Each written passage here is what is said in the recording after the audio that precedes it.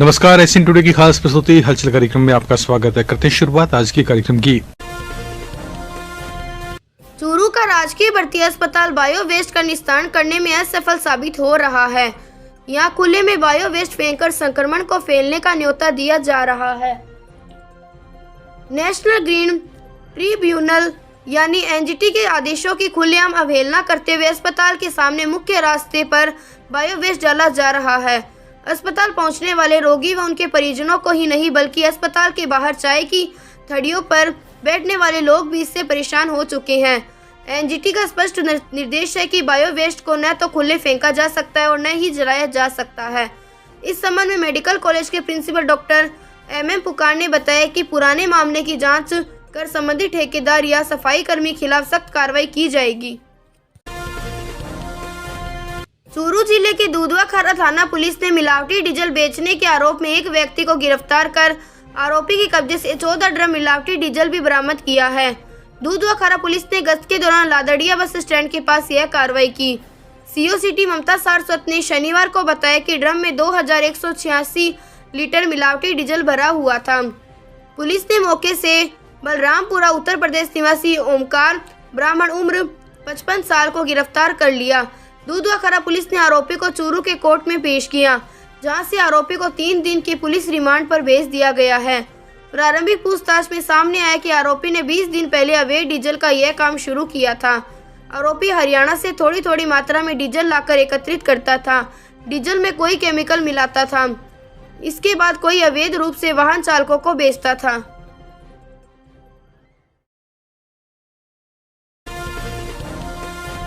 Nature park की सरकारी संपत्ति को उत्पादी लोगों ने पहुंचाया नुकसान। वन विभाग ने वसूला 14,100 रुपए का जुर्माना। चूरू के नेचर पार्क में आने वाले कुछ उत्पादी लोगों ने सार्वजनिक संपत्ति को तोड़ फोड़ कर लाखों रुपए का नुकसान पहुंचाया है। पिछले दिनों सोलर प्लांट की करीब 10 प्लेटों को भी क्षतिग्रस्त कर दिया गया। अब ऐसे लोगों को चिन्हित कर वन विभाग की टीम ने जुर्माना वसूलना शुरू कर दिया है। क्षेत्रीय वन अधिकारी अनूप कुमार शर्मा ने बताया कि नेचर पार्क प्रभारी नरेंद्र सिंह वनपाल सहित टीम द्वारा नेचर पार्क में नियमित गश्त शुरू की गई है। पार्क में राजकीय संपत्ति को नुकसान पहुंचाने का प्रयास करते हुए 11 जनों के खिलाफ विभागीय कार्रवाई करते हुए 14,100 रुपए का जुर्माना वसूला जा चुका है। उन्होंने कहा कि यह पार्क चूरू शहर की धरोहर है, इसकी सुरक्षा करना सबका कर्तव्य है। यदि कोई अनुशासनहीनता एवं राजकीय संपत्ति को नुकसान पहुँचाने का प्रयास करेगा तो उसके खिलाफ सख्त कार्रवाई की जाएगी। सुजानगढ़ सदर थानागढ़ गांव बागसरा अथुणा में विद्युत करंट से 2 बच्चों की मौत हो जाने का मामला सामने आया है। और तो और जब दोनों बच्चों को कानूता के अस्पताल ले जाया जा रहा था तभी पिकअप पानी की खेली से टकरा गई, जिससे पिकअप में सवार अन्य 2 लोगों को भी चोटें आई है। जानकारी के अनुसार नोहड़िया के रहने वाले सीताराम जाट के 2 बच्चे 7 वर्षीय लालाराम 5 वर्षीय कानाराम अपने ननियाल बागसरा अथुणा आए हुए थे। नाना लक्ष्मण राम के खेत में बच्चे खेल रहे थे, तभी विद्युत डीपी के पास लगे कटे हुए विद्युत तार के संपर्क में आने से दोनों बच्चों की विद्युत करंट लगा। वहीं दोनों को पिकअप में आसपास के लोग व परिजन लेकर राजकीय कानूता स्वास्थ्य केंद्र जा रहे थे। तभी कानूता गांव के पास मोड़ में पिकअप एक पानी की खेली से टकरा गई, जिससे पिकअप में सवार 3-4 अन्य लोगों को भी मामूली चोटें आई। जैसे तैसे करके सभी कानूता अस्पताल पहुंचे, जहां विद्युत करंट लगे दोनों बच्चों को चिकित्सकों ने मृत घोषित कर दिया। सीआई मनोज कुमार ने बताया कि परिजनों द्वारा किसी प्रकार की कार्रवाई नहीं चाहे जाने के कारण बिना पोस्टमार्टम के ही आवश्यक कार्रवाई के बाद शव परिजनों को सौंप दिए गए हैं। ये आज सुबह सीएचसी कानूता से ये सूचना मिली थी कि 2 बच्चे करंट लगने से ख़त्म हो गए, जिस पर मौके पे सीएचसी कानूता पहुँचे तो वहाँ पे सीताराम सन ऑफ हुक्माराम जाट निवासी नोडिया ने एक रिपोर्ट दी कि उसके बच्चे 2 बच्चे हैं। एक का नाम लालाराम है, 7 साल उम्र है, दूसरा है कानाराम जिसकी 5 साल उम्र है। वो अपने ननियाल बागसरा अथुणा अपने नाना लक्ष्मण राम के, जिनका खेत है वो बागसरा गांव से करीब 5-6 किलोमीटर पश्चिम दिशा में, वो अपने खेत में ट्यूबवेल है और वहीं ढाणी बना के रहते हैं। तो उनकी ढाणी के पास में ही ट्यूबवेल के लिए जो डीपी लगी हुई है, बिजली की ट्रांसफार्मर लगा हुआ है, उसके पास में वो दोनों बच्चे खेल रहे थे। इसी दौरान उनका पैर है जो किसी बिजली के कटे हुए तार को टच हो गया, इससे वो वहाँ बिजली का करंट लगने से घायल हो गए। फिर ये इसके नाना लक्ष्मण राम और अड़ोसी पड़ोसी है वो इन दोनों बच्चों को लेकर कानूता जा रहे थे। इसी दौरान इनके साथ एक दुर्घटना और हो गई। ये जैसे ही ये अपनी एक पिकअप गाड़ी है उसमें लेके इन दोनों बच्चों को इलाज के लिए कानूता CHC के लिए जा रहे थे, तो जैसे ही कानूता गांव में प्रवेश हुए उसी दौरान हड़बड़ाहट में उनकी जो पिकअप है वो एक गोलाई के अंदर अनियंत्रित होकर एक पानी की एक खेड़ी बनी हुई उस खेड़ी में टकरा गई, जिससे गाड़ी भी काफ़ी इसमें क्षतिग्रस्त हो गई और उसमें 4-5 जो व्यक्ति बैठे थे उनके भी हल्की चोटें आई। फिर ये लेकर दोनों बच्चों को लेके वहाँ CHC पहुँचे तो डॉक्टरों ने उसको मृत घोषित कर दिया। फिर इनके पिता सीताराम ने आके हमें एक रिपोर्ट दी थी और उस रिपोर्ट पे उन्होंने यही कहा कि हम न तो कोई पोस्टमार्टम करवाना चाहते हैं और न ही किसी प्रकार की कोई कानूनी कार्रवाई करवाना चाहते हैं, जिस पर दोनों बच्चों के शव है वो उनके पिता को सुपुर्द कर दी। आपने सखी पुलिस टीम ने शहर में दिखाई सकती सफेद घंटाघर के पास 20 वाहन चालकों की काटे चालान। जिला मुख्यालय पर सफेद घंटाघर के पास शनिवार को आपने सखी टीम ने नाकाबंदी करते हुए 20 वाहन चालकों के चालान काटे हैं। ASI महावीर सिंह के नेतृत्व में सिपाही विजेंद्र, शारदा और सोनू ने टीम के रूप में काम करते हुए सफेद घंटाघर के पास गली से गुजरने वाले वाहन चालकों की कड़ाई से जांच की। इस दौरान बिना हेलमेट एवं बिना कागजात के गुजरने वाले वाहन चालकों पर चालान काटने की कार्रवाई की गई। सिपाही विजेंद्र ने बताया कि इस दौरान 2 घंटे में करीब 20 वाहनों पर कार्रवाई की गई, जिसके तहत बिना नंबरी और बिना हेलमेट चलने वाले विशेष रूप से कार्रवाई के शिकार युवक बने। उन्होंने बताया कि जिला पुलिस अधीक्षक के निर्देशानुसार उक्त कार्रवाई लगातार जारी रही और शनिवार को उन्होंने कार्रवाई के दौरान वाहन चालकों से समझाइश की भी कोशिश की। सिपाही विजेंद्र ने बताया कि जो वाहन चालक समझाइश से बाज नहीं आ रहे और उन पर यातायात नियमों की अवहेलना का कोई भी असर नहीं दिखाई देता, उनके खिलाफ पुलिस सख्ती से पेश आती है। उन्होंने आमजन से यातायात नियमों की पालना करने की अपील भी की है। अल्पसंख्यक छात्रावास भूमि आवंटन की मांग को लेकर नगर परिषद के सामने चल रहे धरने का 16वें दिन समापन। चूरू के अल्पसंख्यक समाज की ओर से अल्पसंख्यक बालक छात्रावास भूमि आवंटन की मांग को लेकर गत 3 फरवरी से चल रहे अनिश्चितकालीन धरने का समापन शनिवार को स्वायत्त शासन विभाग की ओर से DLB मिलने के बाद हुआ। आपको बता दें कि अल्पसंख्यक छात्रावास संघर्ष समिति की ओर से पिछले 16 दिनों से भूमि आवंटन की मांग को लेकर नगर परिषद के आगे अल्पसंख्यक समाज की ओर से धरना दिया जा रहा था। DLB मिलने के बाद शनिवार को धरना स्थल पर हुई समाज की बैठक में एक दूसरे को मिठाई खिलाकर धरनार्थियों को माला पहनाकर धरने का समापन किया गया। इस अवसर पर सरकार की अल्पसंख्यक कल्याणकारी योजनाओं का समुचित लाभ के लिए प्रयास करने वाली संघर्ष समिति व सभी पार्षद गणों व सहयोग करने वाले सभी जनप्रतिनिधियों का संघर्ष समिति की ओर से आभार व्यक्त किया गया। अब आज धरना स्थल पर अल्पसंख्यक समुदाय के सभी बुजुर्ग, नौजवान और छात्र और हमारे जो सामाजिक कार्यकर्तागण हैं उनकी बैठक हुई और उस बैठक में हम सभी ने ये निर्णय लिया कि जिस उद्देश्य से हम धरना दे रहे थे DLB के अंदर जो मामला पेंडिंग था उसका समाधान हो गया है, तो अब हम आज इस धरने को समापन की घोषणा करते हैं और हमारी जो कोर कमेटी है वो बराबर इस मुद्दे को देखती रहेगी और इस जो भवन आवंटन का जो कार्य है नगर परिषद के स्तर पर होना है। नगर परिषद होने के बाद में अल्पसंख्यक कल्याण अधिकारी कार्यालय को इसका पट्टा मिलना है और हम चाहेंगे कि जल्द से जल्द ये PWD के पास आए और भवन निर्माण की प्रक्रिया पूर्ण हो। सुजानगढ़ शहर के नालों में प्लास्टिक थैलियां व डिस्पोजेबल गिलास व अन्य सामान गिरा दिए जाने से बाजारों में रोज रोज पानी भराव की समस्या पैदा हो जाती है। आयुक्त सोहन लाल ने बताया कि सेतु मजदूरों को लगाकर लोहिया स्टेडियम के पीछे पुलिया चौक के पास नाले की डाट को खुलवाकर करीब 10 ट्रॉली कचरा निकलवाया गया है। आयुक्त सोहन लाल ने बताया कि कचरे के निकलते ही मात्र 10 मिनट में ही नाले के पानी का लेवल 1 फुट नीचे चला गया, जिससे साफ पता चलता है कि नाले में प्लास्टिक या कचरा डाले जाने से जनता खुद ही परेशान होती है। आयुक्त ने बताया कि इस समस्या के समाधान के लिए नाले में यहां पर जाली लगाई जाएगी ताकि कचरा व प्लास्टिक आगे न जा सके और गेनाड़ी में पानी की भराव की क्षमता की वृद्धि हो सके। आयुक्त ने शहर की जनता और व्यापारियों से अपील की कि जितनी भी प्रकार का कचरा है वो नाले नालियों में मत डालिए, क्योंकि इससे सड़कों पर कीचड़ भराव की समस्या पैदा होती है और आखिरकार जनता को ही परेशान होना पड़ता है। इसके जाल लगवा रहे हैं ताकि पॉलीथीन को यहीं रोका जा सके। और आप देख रहे हो कि भाई ये पॉलीथीन के कारण बार बार ये इस तरीके की समस्या उत्पन्न हो रही है। और मेरा सभी शहरवासियों से अपील है कि कृपया कचरा नालियों में नहीं डालें।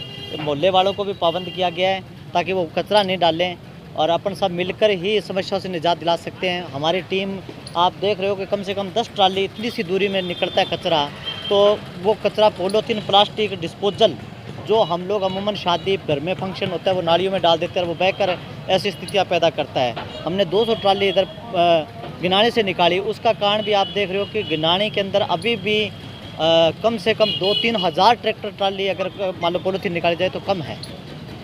तो ये इसका मतलब ये है कि हम सब मिलकर कम से कम मेरी शहरवासियों से अपील है कि कृपया डिस्पोजल प्लास्टिक का उपयोग नहीं करें और हमारे जो ऑटो टिप्पर आ रहे हैं आपके उनमें ही कचरा डालें। शाम को दुकानदार जो हमारा सब्जी मंडी के पास जो हमारा बना हुआ है डस्टबिन उसमें नहीं डाल करके नाले में डाल जाते हैं, तो उनसे मेरा आग्रह है कि कृपया वो उसमें नहीं डालें ताकि ऐसी स्थितियाँ उत्पन्न नहीं हों और इसमें नगर परिषद प्रशासन का सहयोग करें।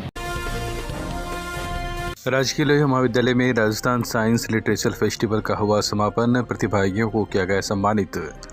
जिला मुख्यालय के राजकीय लोहिया महाविद्यालय में राजस्थान साइंस लिटरेचर फेस्टिवल का समापन शनिवार को समारोहपूर्वक हुआ।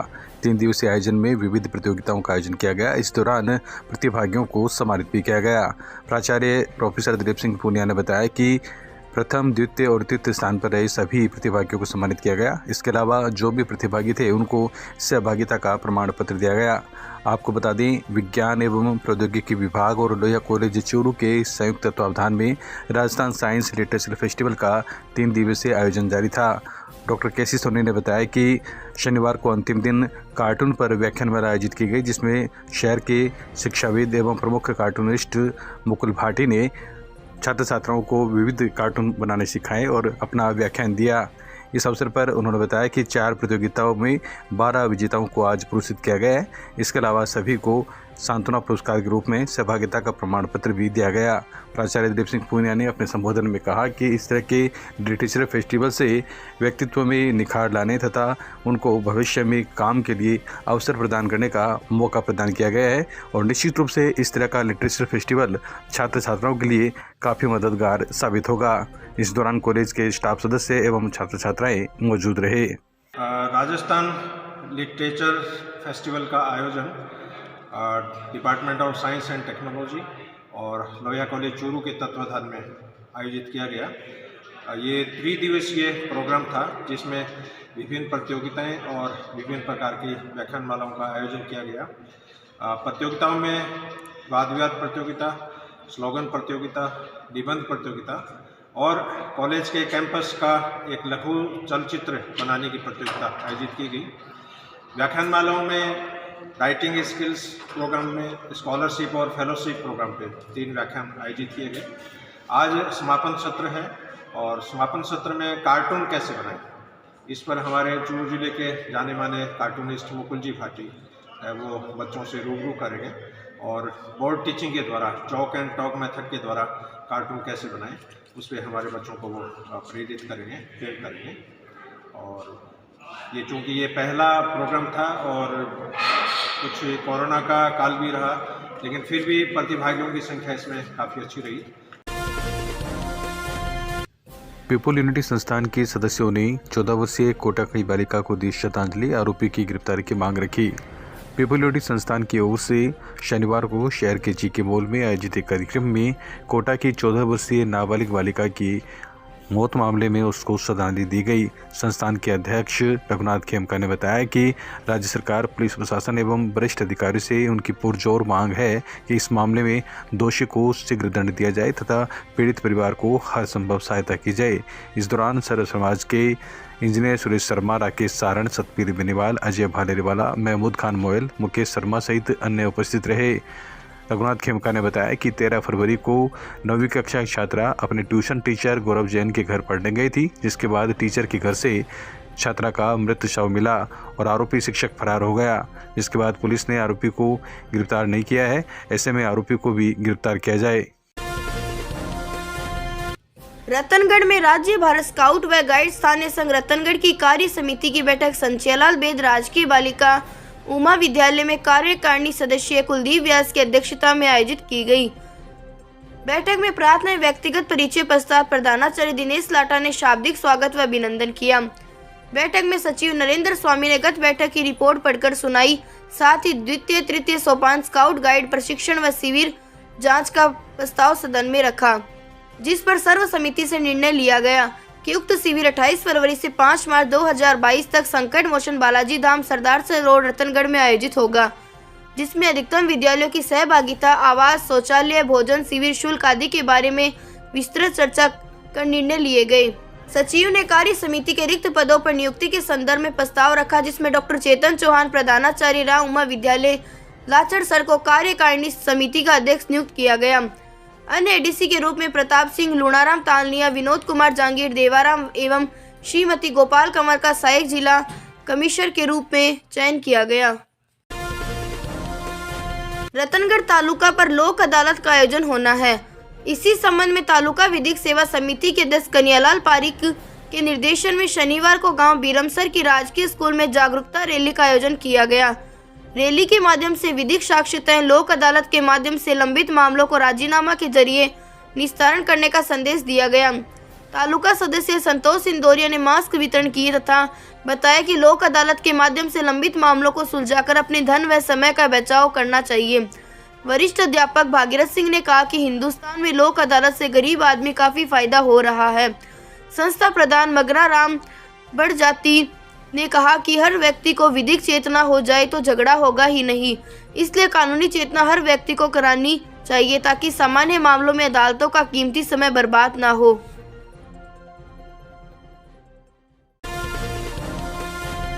जिला उपभोक्ता मंच की सदस्य संतोष मासूम का सादुलपुर में हमारी ख्वाहिश एनजीओ में एनजीओ अध्यक्ष रिहाना पठान व रिशाल देवी ने माल्यार्पण कर भव्य स्वागत किया। इस दौरान सुरेश देवी, इंदु, सरोज सैनी, किरण, रजनी, अनीता आदि ने गुलदस्ता भेंट कर संतोष मासूम का अभिनंदन व स्वागत किया गया। इस दौरान रिशाल देवी ने एनजीओ द्वारा किए जा रहे मानव भलाई के कार्यों के बारे में मंच की सदस्य को अवगत करवाया है। मासूम ने उन्हें हर संभव मदद का आश्वासन दिया।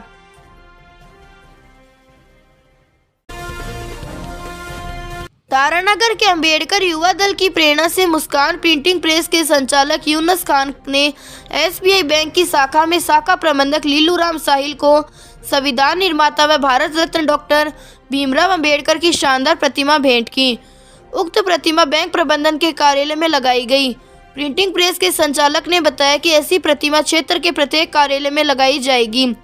इस मौके पर अजय, ज्योति सिंह मार, अभिषेक, रुस्तम, चंदन गोटड़, भंवरलाल कडेला, अमर सिंह, अत्यानंद, प्रेम कुमार, यूनुस आदि उपस्थित रहे। युवा दल तारनगर की प्रेरणा से युवा उद्यमी मुस्कान प्रिंटिंग प्रेस तारनगर की तरफ से एसबीआई बैंक मैनेजर साहब के ऑफिस में बाबा साहब की प्रतिमा भेंट की गई आज ही के दिन।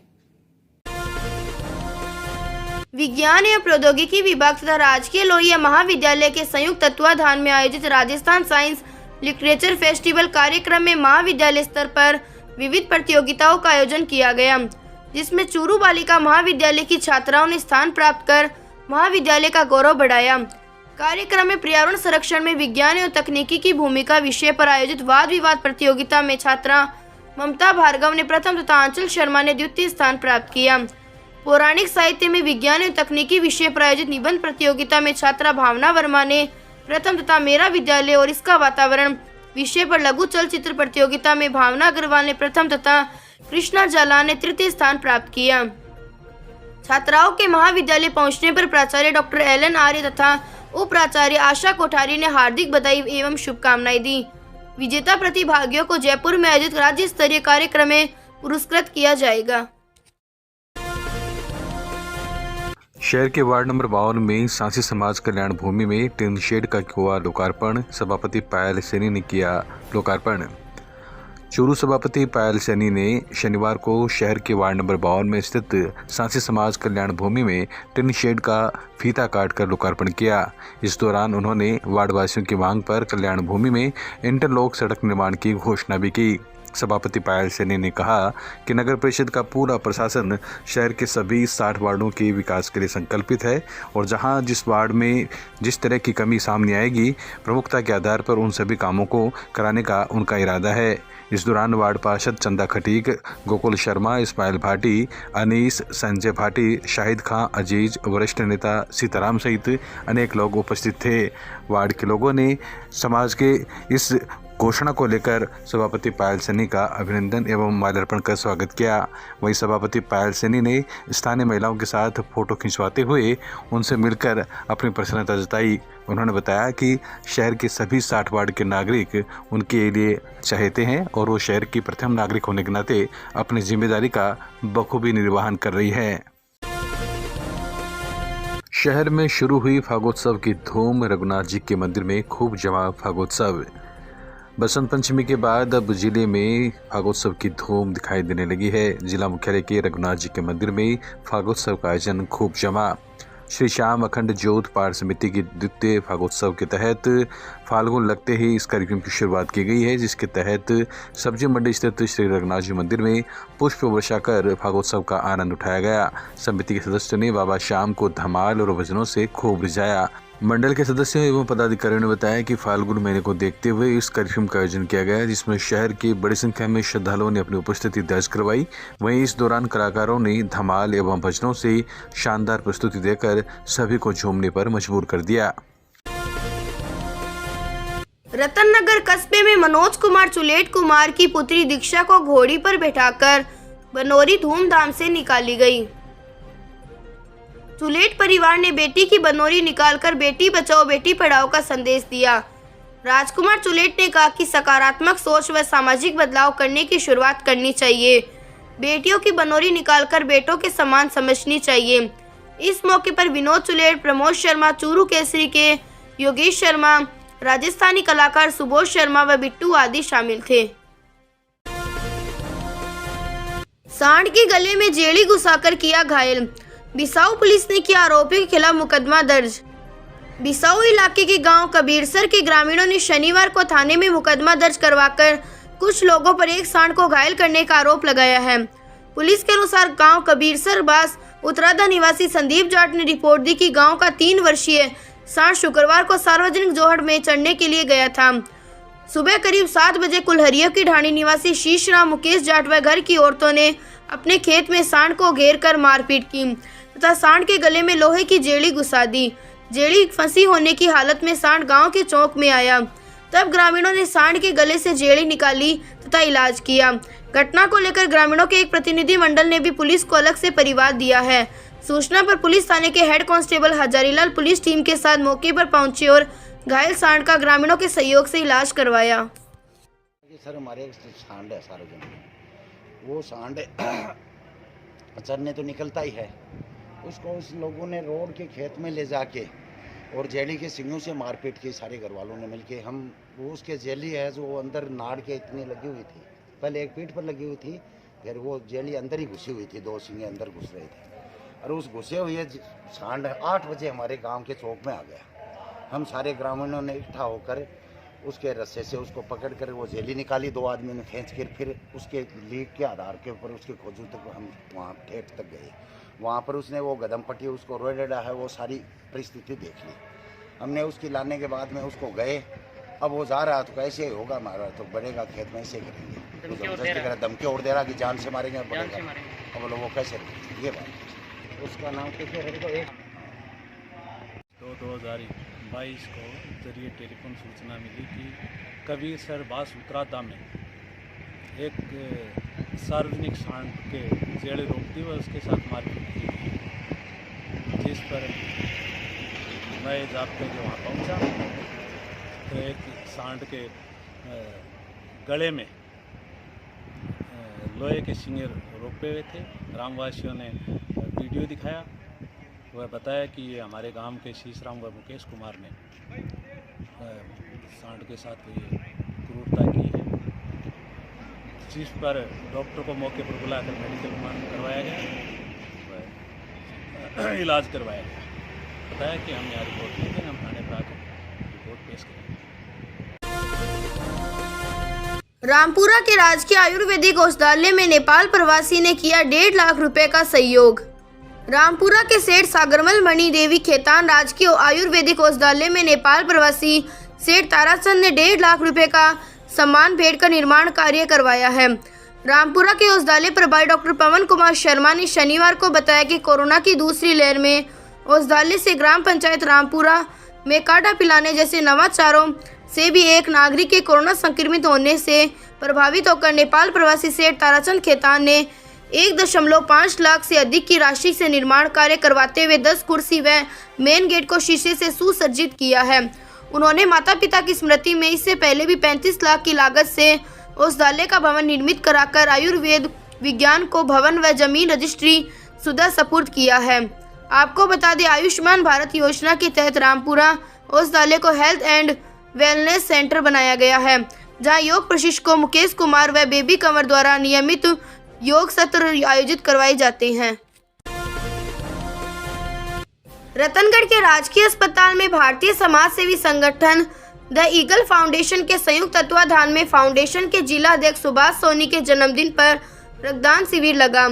कार्यक्रम के मुख्य अतिथि कांग्रेस नेता जमील चौहान ने स्वागत भाषण में कहा कि रक्तदान से बड़ा कोई दान नहीं है, युवाओं के ऐसे आयोजन करते रहना चाहिए। आप सभी ने अपने साथी के जन्मदिन पर रक्तदान कर बड़ा तोहफा दिया है, इससे जरूरतमंद की जान बच सकती है। कार्यक्रम के विशिष्ट अतिथि चूरू जिला महिला कांग्रेस उपाध्यक्ष दीपिका सोनी ने रक्तदाताओं का हौसला बढ़ाते हुए कहा, युवाओं ने दोस्ती की अच्छी मिसाल पेश की है, इसके लिए आप सभी बधाई के पात्र हैं।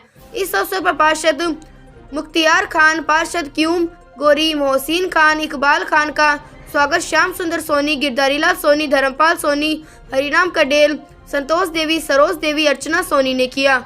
कार्यक्रम आयोजक सुभाष चंद्र सोनी ने रक्तदाताओं और अतिथियों का आभार जताया।